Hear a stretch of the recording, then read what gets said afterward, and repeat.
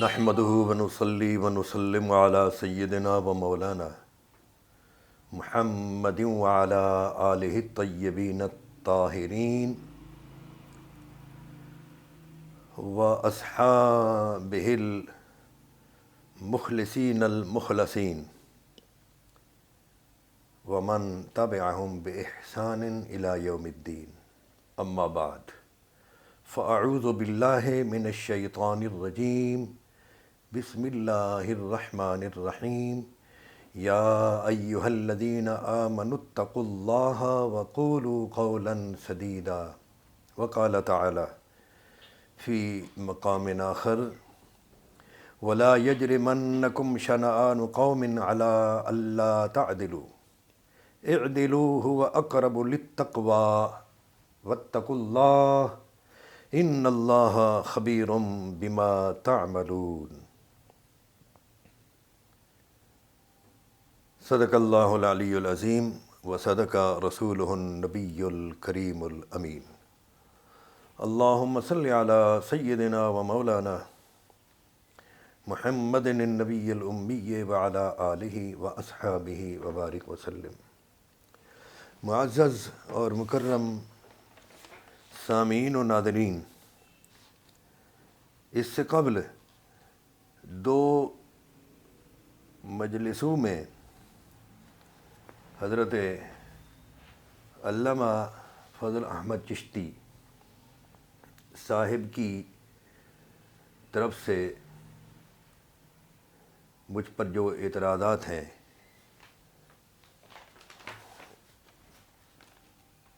اس پر گفتگو ہو چکی ہے، اور یہ کسی شخص نے جو تحریر کیا غیر مناسب فیصلے کے مرتکب، اس جملے کو چشتی صاحب نے لے لیا تھا اور میرے خلاف اپنے غیظ و غضب کا اظہار کر دیا تھا. اس پر میں گفتگو کر چکا ہوں دو مجلسوں میں.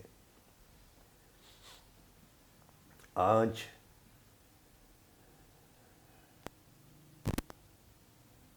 یہ شخص جس نے یہ تحریر کی ہے، یہ صفحات جس نے قلم بند کیے، اس نے دوسرے نمبر پر لیا ہے حضرت سیدنا سعد بن ابی وقاص رضی اللہ تعالی عنہ کی شخصیت کو، اور میری طرف منسوب کیا ہے کہ میں نے ان کی توہین کی ہے.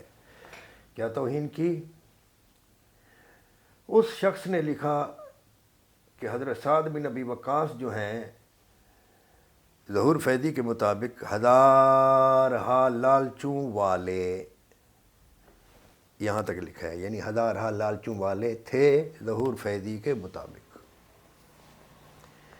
یہ ہزارہا لالچوں والے، یہ اس طرح جملہ نہیں ہے. میری کتاب میں جملہ ہے ہزارہا لالچوں کے باوجود. تو فقط اتنا لکھتے ہزارہا لالچوں تو بات نہیں بنتی تھی. کے باوجود لکھنا پڑتا تو تب بھی ان کی بات نہ بنتی. اس لیے کہ میں نے یہ تو نہیں لکھا کہ لالچی ہونے کے باوجود، میں نے کہ ہزارہا لالچوں کے باوجود، یعنی لوگوں کو جو لالچیں دی جاتی تھیں تاکہ وہ مولا علی کے خلاف بولیں، اور وہ دی جاتی تھیں، بلکہ منصب بھی دیے جاتے تھے. اور منصب دیتے وقت یہ اس سے معاہدہ کیا جاتا، اس کے ساتھ طے کیا جاتا کہ اور کوئی بات پر تو پورا اترے یا نہ اترے، اور کوئی بات تجھ سے رہ جائے کوئی بات نہیں، لیکن علی پر سب و شتم کرنا، علی کی برائی کرنا، اس میں کسی قسم کی کمی نہ آئے. علی کی برائی اور سیدنا عثمان غنی رضی اللہ تعالیٰ عنہ پر رحمت کرنا اور ان کے لیے استغفار کرنا، اپنی تقریروں میں اپنے خطبوں میں ان کے لیے دعا کرنا، اور مولا علی پر سب و شتم کرنا، اس میں کسی قسم کی کمی نہ آئے. یہ ہر ایک شخص سے، ہر اس شخص سے یہ وعدہ لیا جاتا جس کو منصب سونپا جاتا، جس کو گورنر بنایا جاتا.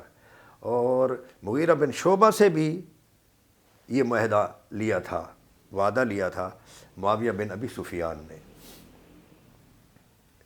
یہ مناسب وقت پر وہ چونکہ مغیرہ بن شعبہ کا ذکر بھی یہ لے آئے ہیں، تو وہاں انشاءاللہ میں پھر باہوالا گفتگو کروں گا۔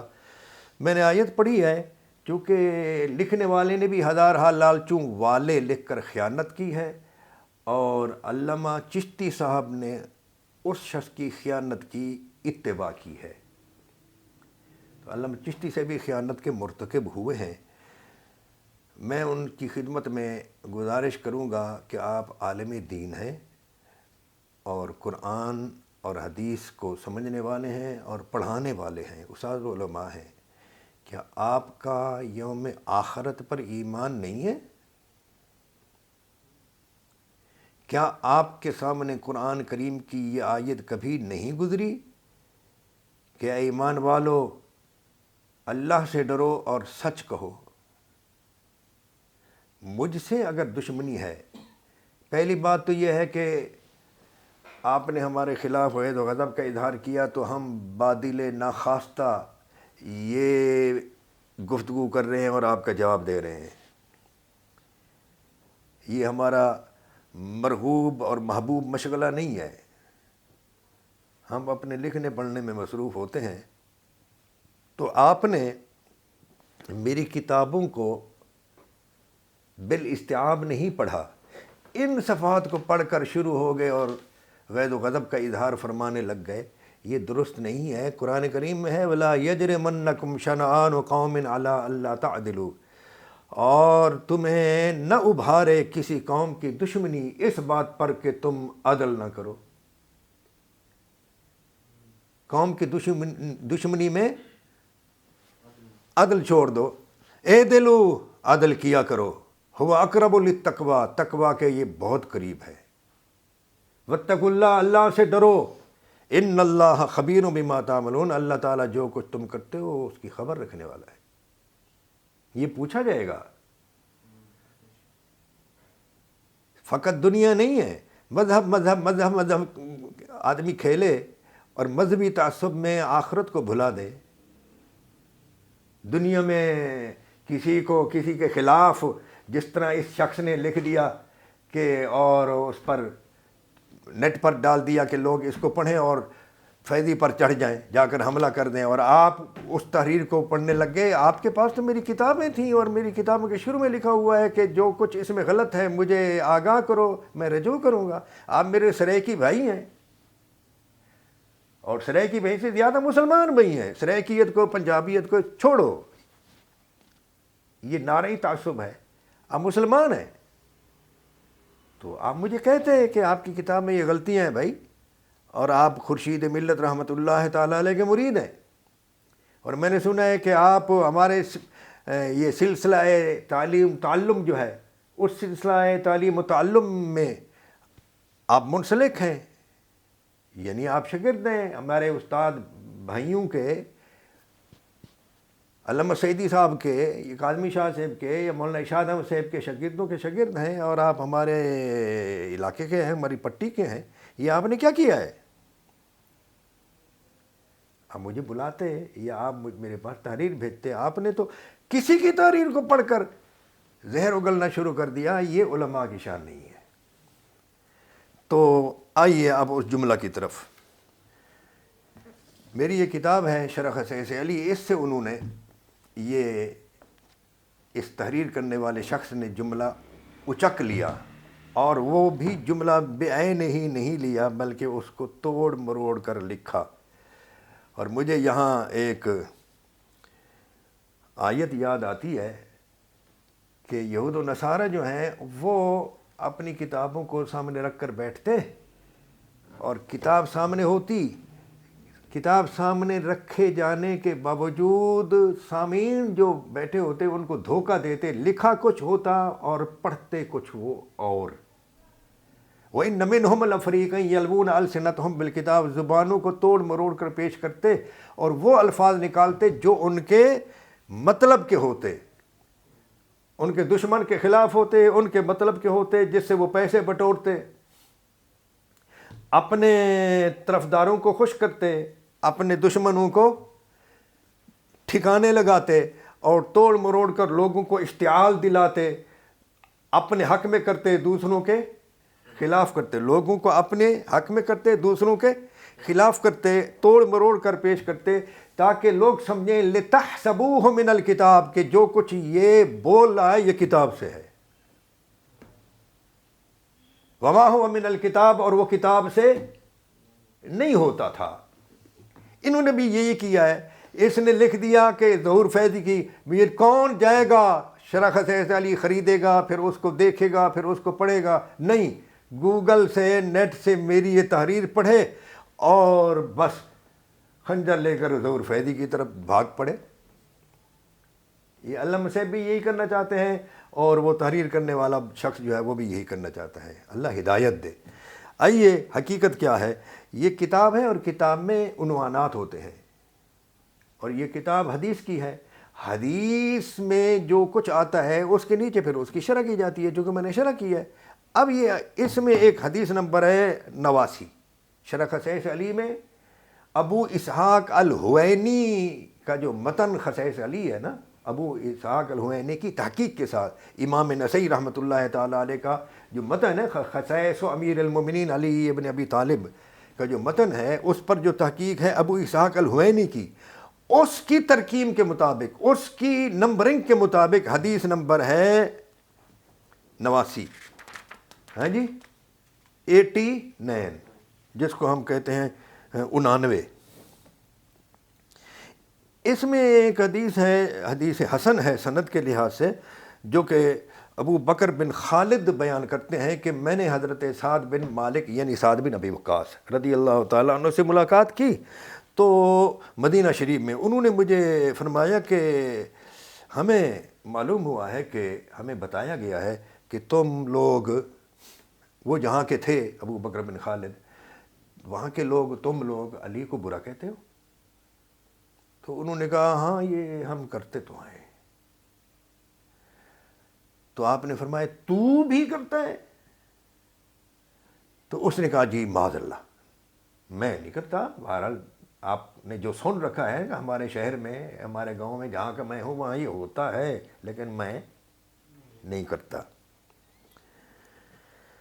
آپ نے فرمایا کبھی علی کو برا نہ کہنا، یاد رکھنا میرے سر پر اگر آرا رکھ دیا جائے اور مجھے کہا جائے کہ علی کو برا کہو، تو میں نے علی کی شان میں جو کچھ سن رکھا ہے نا، اس کو مد نظر رکھتے ہوئے آرا سر پر رکھا ہوا ہو، میں علی کو پھر بھی برا نہیں کہوں گا۔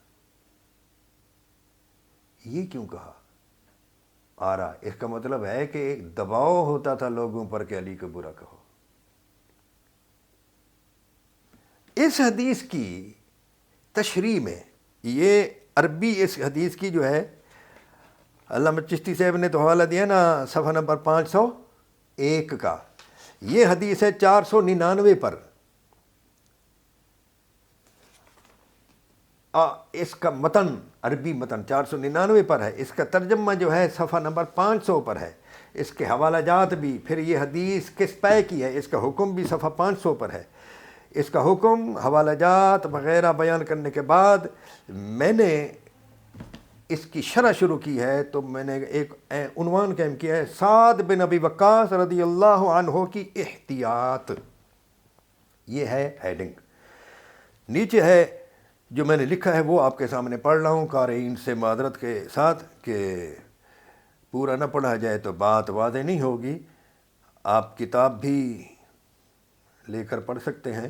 صفحہ 500 پر یہاں ہم اس پہلو پر روشنی ڈالنا ضروری سمجھتے ہیں کہ سیدنا علی المرتضیٰ رضی اللہ عنہ کے حاسدین یا غلط فہمی کے باعث معاندین کی ایک خاصی تعداد تھی۔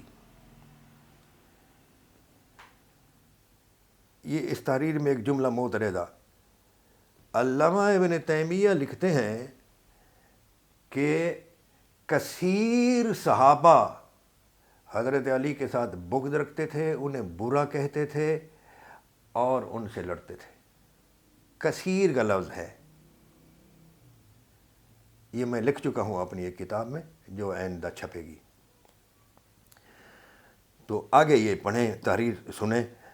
معاندین کی ایک خاصی تعداد تھی جو نبی کریم صلی اللہ علیہ وآلہ وسلم کی ظاہری حیات کے زمانے سے ان کی برائی کرنے میں دلچسپی لیتی تھی، لیکن آپ یہ جان کر حیران ہوں گے کہ بعض ایسے صحابہ کرام رضی اللہ عنہم جن کی شان میں کوئی نہ کوئی واضح ارشاد نبوی صلی اللہ علیہ وآلہ وسلم منقول ہے، وہ اگرچہ بنو امیہ کی برسر اقتدار پارٹی کے قریبی لوگ تھے، مگر وہ مولا علی رضی اللہ عنہ کی برائی کرنے کی لعنت سے محفوظ رہے، اور جن کی شان میں کوئی واضح اور مستند ارشاد نبوی صلی اللہ علیہ وآلہ وسلم منقول نہیں ہے، فقط وہی اس برائی میں مبتلا ہوئے۔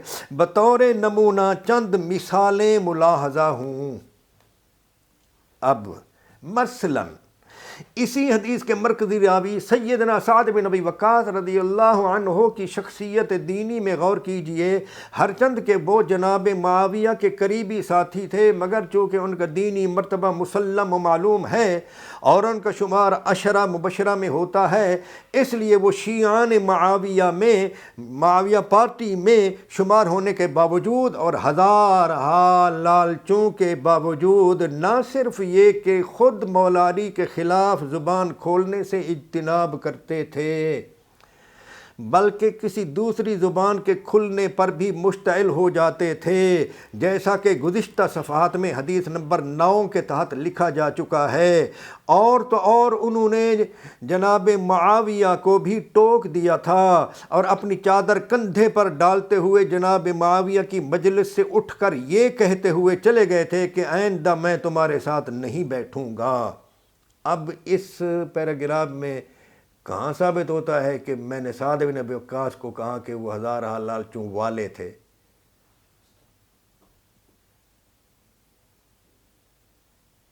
پہلے عرض کر چکا ہوں کہ مولا علی کے خلاف ہو جاؤ منصب ملے گا،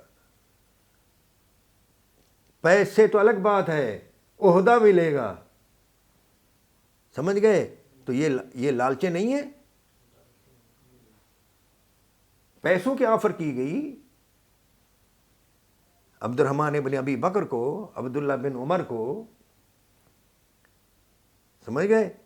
تو انہوں نے کہا کہ ہمارا دین اتنا سستا نہیں ہے۔ گالی گلوچ کے لیے کی گئی ہے، جس کے لیے کی گئی، لالچیں تھیں، بادشاہ تھے، پیسہ ان کے پاس تھا، تو ان کا کوئی ہم نوا ہو جائے ہیں جی، اور خلاف بولے بھی، فلاں کے خلاف بول، تو کچھ ملتا ہے یا نہیں ملتا؟ اب یہ جو اس وقت چل رہا ہے معاملہ، یہ ایک طرف لانگ مارچ چل رہا ہے۔ آج کیا تاریخ ہے؟ اکتوبر 2022 کی 30 تاریخ ہے۔ اس وقت ایک لانگ مارچ چل رہا ہے جی ٹی روڈ پر۔ اب کسی ایک پارٹی سے کوئی شخص، دوسری پارٹی والا ایک پارٹی سے کسی شخص کو لے لے اور اس کو لالچ دے کر دوسری پارٹی کے خلاف بلوا دے، ہو رہا ہے یا نہیں ہو رہا؟ مجھے کسی نام لینے کی ضرورت نہیں ہے۔ ایک روز پہلے نہیں بیان آیا ایک شخص کا، ایک پارٹی کے شخص کا، اپنی پارٹی کے خلاف بولنے لگ گیا۔ تو یہ میں عرض کر رہا ہوں کہ ہزارہا لالچوں کے باوجود اس دور میں کہ جب ابو بکر بن خالد سے پوچھا تمہارے ہاں علی کو برا کہا جاتا ہے، تو اس نے کہا ایسا تو کہا جاتا ہے۔ آپ نے فرمایا میرے سر پر آرا بھی رکھ دیا جائے تب بھی میں برا نہیں کہوں گا۔ یہ ماحول کیا بیان کر رہا ہے؟ ایسے ماحول میں جہاں لالچ بھی ہو، جہاں دباؤ بھی ہو، ہر چیز ہو، اور پھر کوئی شخص حضرت علی کے خلاف بولنا بھی گوارا نہ کرے اور سننا بھی گوارا نہ کرے، لالچیں بھی ہوں اور دباؤ، میرے سر پر آرا رکھ دیا جائے، یہ دباؤ ہے، اور دوسری طرف لالچیں، تو پہلے لالچ پھر دباؤ، یہ دونوں ہوتا ہے نا۔ اس لیے تو قرآن نے یہ کہا ہے نا، اللہ تخافوا ان الذین قالوا ربنا اللہ ثم استقاموا تتنزل علیہم الملائکۃ الا تخافوا ولا تحزنوا۔ آپ سمجھ گئے؟ تو یہ حضرت صاحب نے، چشتی صاحب نے خیانت کی ہے۔ لکھنے والا تو شاید جاہل ہوگا، علامہ صاحب آپ تو استاد العلماء ہیں، آپ تو ایسا نہ کریں۔ کیا حل یستوی الذین یعلمون والذین لا یعلمون آپ نے نہیں پڑھا؟ انما یخشی اللہ من عباد العلماء آپ نے نہیں پڑھا؟ اللہ تعالیٰ مجھے اور تمام علماء کو آخرت کا خوف اور آخرت کو مد نظر رکھنے کی توفیق عطا فرمائے. آمین ثم آمین. وما علینا الا البلاغ.